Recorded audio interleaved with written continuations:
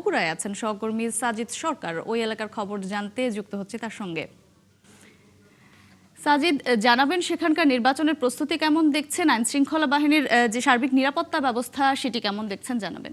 তাদের কর্মযজ্ঞ কিন্তু সকাল থেকেই শুরু করেছে। আমরা দেখছি যে উপজেলা নির্বাচন কমিশনের কার্যালয়ের সামনে ইতিমধ্যে এই নির্বাচনে যারা অংশ নেবেন, বিশেষ করে আনসার, ভিডিবি সহ যারা প্রিজাইডিং অফিসার, সহকারী প্রিজাইডিং অফিসার সহ পোলিং অফিসার যারা তারা কিন্তু ইতিমধ্যেই আসতে শুরু করেছেন এবং সকাল থেকে কিন্তু ব্যালট বাক্স রেডি।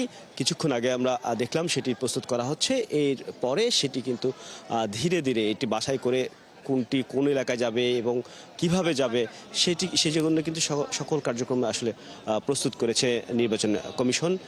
সেই কার্যক্রম আমরা দেখাচ্ছিলাম, তবে এটি হয়তো বিকেল নাগাদ শুরু করবে সেটি পাঠানো এবং রাতের মধ্যেই কেন্দ্রগুলোতে পৌঁছে যাবে। আমরা একটু এর পাশাপাশি একটু ভোটারদের বক্তব্য শুনতে চাই। দীর্ঘদিন পর নির্বাচন হচ্ছে বগুড়ায়, কেমন হবে বলে মনে করছেন?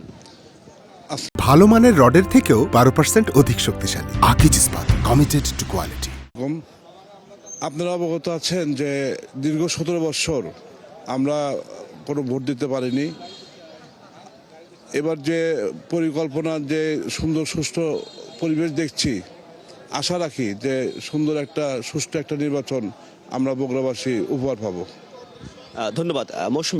মৌটুসী, আপনি শুনছিলেন, একই সাথে আমরা ভোটার বক্তব্য শুনছিলাম। এই ভোটাররা আসলে দীর্ঘদিন তাদের ভোটাধিকার প্রয়োগ করতে পারেননি। তারা আগামীকালের অপেক্ষায় আছেন। সকাল থেকেই কিন্তু তারা তাদের এই ভোট যুদ্ধে নেমে তাদের আঙ্গুলে ছাপ দিয়ে তারা প্রমাণ করবেন তারা গণতন্ত্র পুনরুদ্ধারে। মৌটুসী, ধন্যবাদ সাজিদ, আপনি সেখানে থাকবেন। নির্বাচনের সরঞ্জাম বা তথ্য সংগ্রহ আপনি করতে থাকুন, আমরা আবারও যুক্ত হব আপনার সঙ্গে পরবর্তী সংবাদ সংযোগে।